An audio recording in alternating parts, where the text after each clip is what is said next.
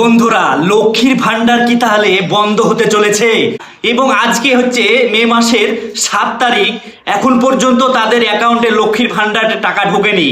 কারণ আপনাদেরকে জানিয়ে রাখি, আমাদের পশ্চিমবঙ্গে যে সরকার পরিবর্তন হয়েছে, অর্থাৎ টিএমসি থেকে বিজেপি সরকার এসেছে, এবং এই সরকার পরিবর্তনের ফলে অনেক মহিলাদের মধ্যে বিভ্রান্ত ছড়িয়ে রয়েছে যে তারা নাকি লক্ষ্মীর ভান্ডার পাবে না। তারা যে মাসে মাসে 1500 টাকা করে পেত, সেই টাকাটা এখন পর্যন্ত আসেনি।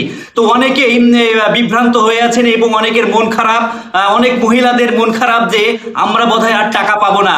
এবং সোশ্যাল মিডিয়াতে একটা নোটিফিকেশন ঘুরে বেড়াচ্ছে, এই হচ্ছে সেই নোটিফিকেশন, এবং সেখানে উল্লেখ করা হয়েছে যে যুবসাথী এবং লক্ষ্মীর ভান্ডার এবং যে স্বাস্থ্যসাথী কার্ড রয়েছে সেই সমস্ত পরিষেবাগুলো স্টপ করে দেওয়া হয়েছে।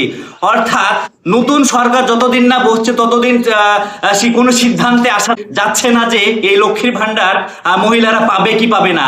তো আপনাদের কি মতামত অবশ্যই আমাকে ভিডিওতে কমেন্ট করে জানাবেন এবং এই ভিডিওটি বেশি পরিমাণে শেয়ার করে দিবেন।